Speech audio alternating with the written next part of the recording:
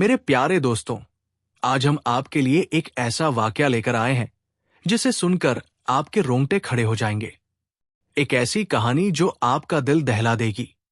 जब एक बहुत खूबसूरत और नौजवान कुंवारी लड़की अपनी नाजुक चाल और भीगे हुए जिस्म के साथ खुद चलकर एक बाबा के पास उस घने जंगल में एक छोटी सी कॉटेज के अंदर पहुंच जाती है, और फिर जो कुछ उस होशियार और दानिशमंद बाबा ने उस मासूम और खौफजदा लड़की के साथ किया, वो सुनकर आप भी हैरान रह जाएंगे। वो जंगल कोई आम जगह नहीं था। वो एक खौफनाक और सुनसान इलाका था, जहां इंसान तो क्या, जानवर भी रात के अंधेरे में खामोशी से गुजर जाए तो खुशकिस्मती समझा जाता। उसी जंगल में एक बूढ़ा बाबा तकरीबन 60 बरस का था, लेकिन उसकी ताकतवर साख्त और आंखों की चमक में आज भी जवानी की झलक बाकी थी। वो कई बरसों से अकेले उस जंगल में एक छोटी सी कॉटेज बनाकर अपनी तन्हाई की जिंदगी गुजार रहा था। एक बार आधी रात का वक्त था, जब हवाएं जोर जोर से सरसरा रही थी और बादल गुस्से में गरज रहे थे। बिजली बार बार आसमान को चीर रही थी और तेज बारिश ने जंगल की हर शाख को हिलाकर रख दिया था। बाबा रोज की तरह अपनी कॉटेज के अंदर बैठे हुए थे, कुछ सोचते, कुछ मंत्र जपते हुए। तभी अचानक कॉटेज के बाहर से एक दस्तक सुनाई दी। एक बार की नहीं, बार बार की खटखटाहट, जैसे कोई जान बचाकर वहां पहुंचा हो। बाबा चौकन्ना हो गया कि इस वीराने में आधी रात को कौन हो सकता है। उसने फौरन उठकर दरवाजा खोला तो जो मंजर सामने था देखकर खुद उसकी आंखें कुछ पल के लिए झपकना भूल गई। सामने खड़ी थी एक बहुत खूबसूरत नौजवान लड़की, और बारिश की वजह से उसके जिस्म की हर लकीर साफ नजर आ रही थी। वो कांप रही थी और उसकी आंखों में ऐसा खौफ था जैसे मौत उसके पीछे दौड़ रही हो। बूढ़े बाबा ने अपनी आंखें कुछ सेकंड के लिए बंद की, फिर गले से आवाज निकालते हुए पूछा, बेटी तू कौन है और इस वक्त इस जंगल में अकेली क्या कर रही है? बाहर तो तूफान है, अंधेरा है और बारिश की मार चल रही है। कहां से आई है और किसके भरोसे पर घर से निकली है? वो लड़की कांपती आवाज में धीरे धीरे बोली, बाबा जी, मैं पास वाले गांव विष्णुपुर की रहने वाली हूं। वहां कुछ वैशी लोग मेरे पीछे पड़ गए हैं। मेरी जवानी पर उनकी गंदी नजर है। वो मुझे पकड़कर मेरी इज्जत से खेलना चाहते हैं। मैं वहां से किसी तरह भागकर जान बचाकर यहां आपके पास चली आई हूं। ये सुनते ही बाबा की आंखों में कुछ सवालों की लकीरें खींच गई, मगर उसने बिना कोई और पूछताछ किए कॉटेज का दरवाजा थोड़ा और खोल दिया और कहा, डरो मत, अंदर आ जाओ, यहां कोई तुझ पर हाथ नहीं डाल सकता। वो लड़की जैसे तैसे हिम्मत करके कॉटेज में दाखिल हुई। उसके कपड़े भीगे हुए थे और चेहरे पर थकान और खौफ एक साथ सवार था। बाबा ने उसे ओढ़ने के लिए एक पुरानी चादर लाकर दी और कहा, बैठ जाओ, घबराने की जरूरत नहीं। अब बताओ पूरी बात कैसे आई और किससे बचकर भागी? लड़की ने कांपती हुई आवाज में कहना शुरू किया, बाबा जी, मैं उस गांव विष्णुपुर के धोबीराम की बेटी हूं। कुछ दिन पहले मेरे माँ बाप इस दुनिया से चले गए। उनके जाने के बाद जैसे गांव के मर्दों की आंखों में मेरी तरफ एक अलग ही तरह की भूख झलकने लगी।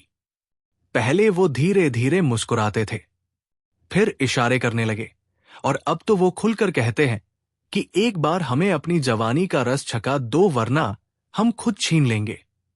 वो मेरी खूबसूरती को एक शिकार समझने लगे हैं। मैं किसी तरह उनके हाथ से बचकर इस जंगल की तरफ भागी।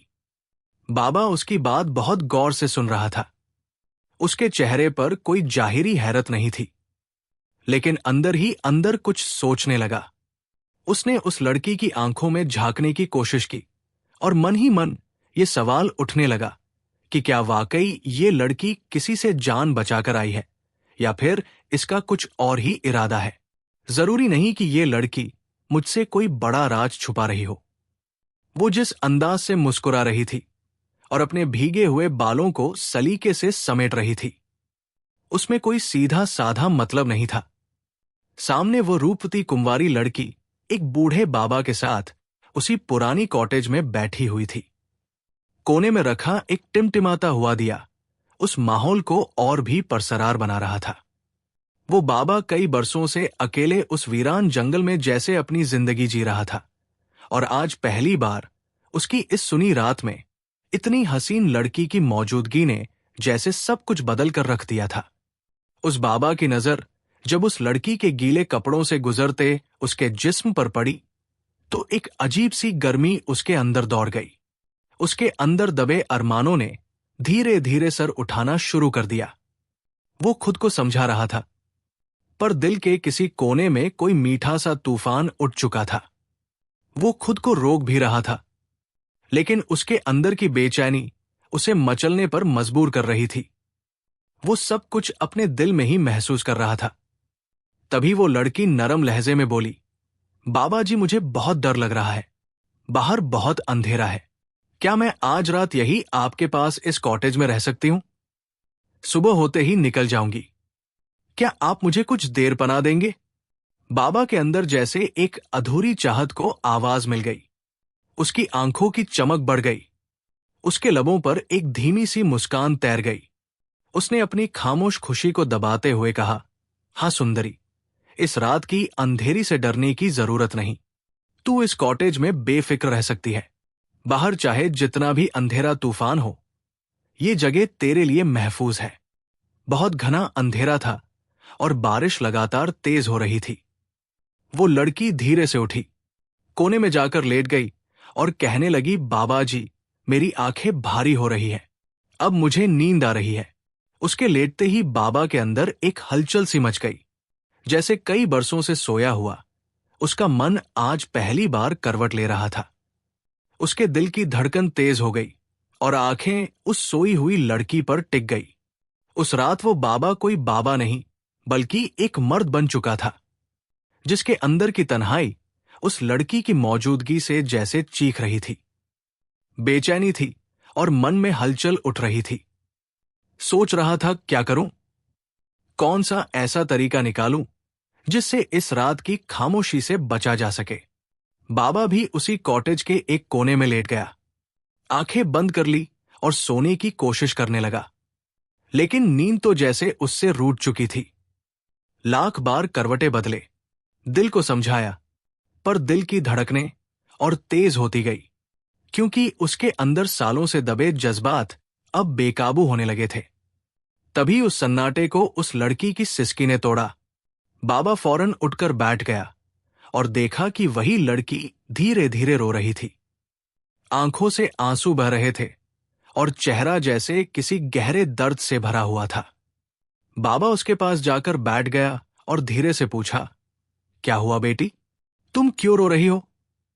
लड़की ने रोते हुए कहा, बाबा जी, मेरे साथ जो बीत चुकी है वो मैं किसी को बता भी नहीं सकती। ये सुनकर बाबा के होश उड़ गए। उसने हैरानी से कहा, ऐसी कौन सी राज की बात है जो किसी को नहीं बताई जा सकती? अगर तेरा दिल कहे तो मुझे बता दे, शायद मैं कुछ समझ सकूं।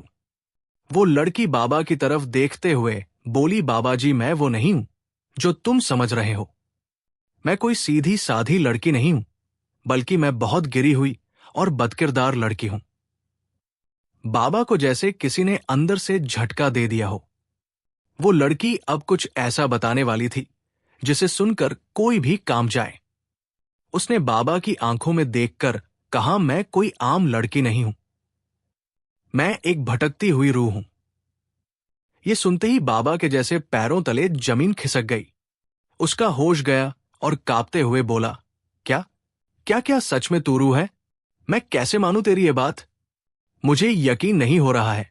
लड़की बोली, बाबा जी, मुझे मालूम था कि तुम यही कहोगे, इसीलिए मैं अपनी पिछली जिंदगी की पूरी सच्चाई बताती हूं। फिर लड़की बोलने लगी, कुछ अरसा पहले की बात है बाबा जी। एक धोबी था हमारे गांव विष्णुपुर में। एक तालाब के किनारे बड़ा सा बरगद का पेड़ है। हम गांव की लड़कियां इकट्ठी होकर उस तालाब से घर के लिए घड़े भरती और वहीं नहाने जाती थी। एक दिन मुझे उसी बरगद के पेड़ पर एक अजीब सा खूबसूरत नौजवान दिखाई दिया। सब लड़कियां चली गई और मैं उसे देखती रह गई। वो मुझे हासिल करना चाहता था, यानी मुझसे शादी करना चाहता था।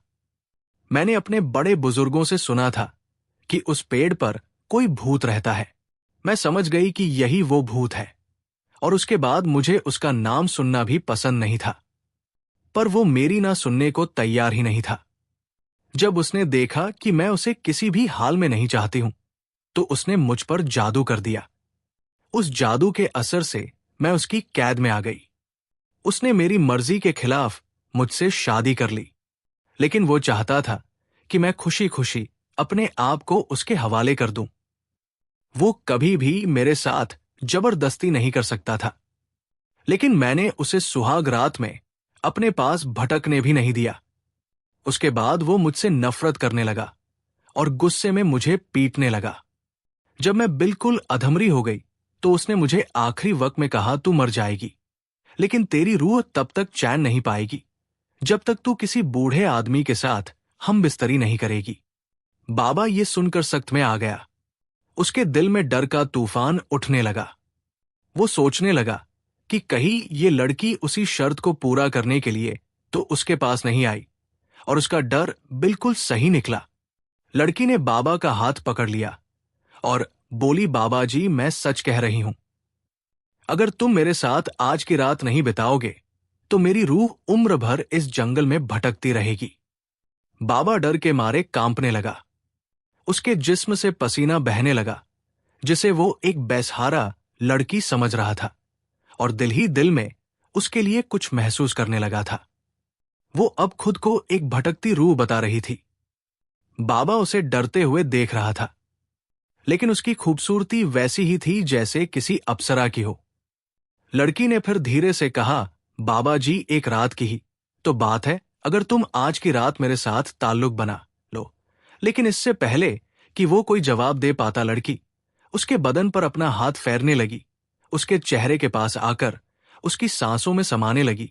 तभी अचानक कॉटेज के बाहर से एक अजीब सी डरावनी आवाज आई। बाबा फौरन घबराकर उठा और बाहर की तरफ भागा तो देखा कि सामने एक ऊंचे दरख्त के ऊपर एक खौफनाक भूत बैठा हुआ है।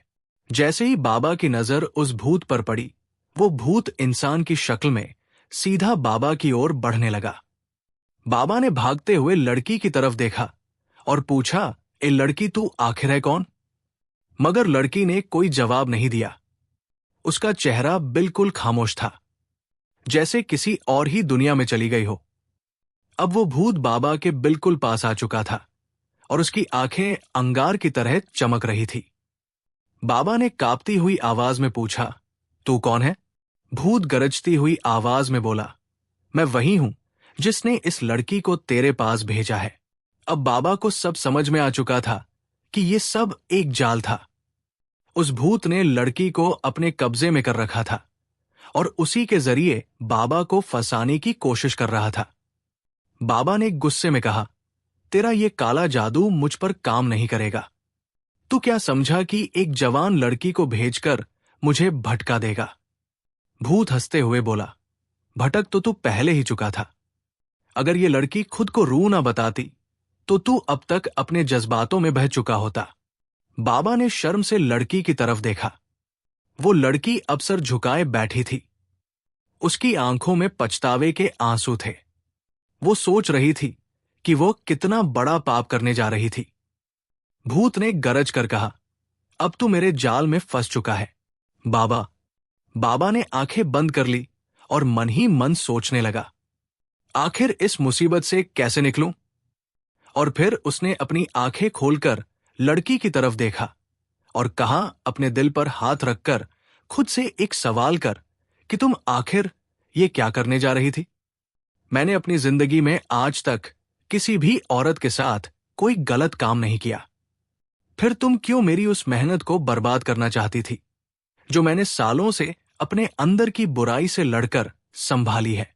तुम एक बार अपने अंदर झांक कर देखो, सोचो और समझो और खुद से सवाल करो कि आखिर तुम क्या कर रही थी और क्यों कर रही थी। ये सारी बातें बाबा उस लड़की से कह रहा था कि तभी वो भूत फिर से बोल पड़ा और कहने लगा, ए बाबा, अब कुछ नहीं हो सकता। अब बहुत देर हो चुकी है। जो होना था वो अब होना ही पड़ेगा।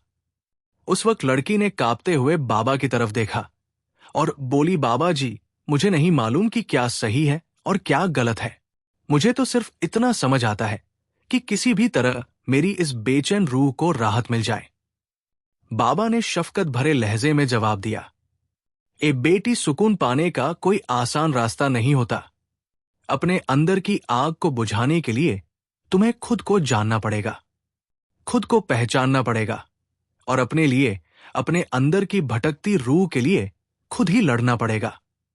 फिर बाबा ने अपनी आंखें धीरे से बंद कर ली और बहुत गहरे लहजे में कहा, ये एक रूह की लड़ाई है, इसमें कोई तुम्हारा साथ नहीं दे सकता।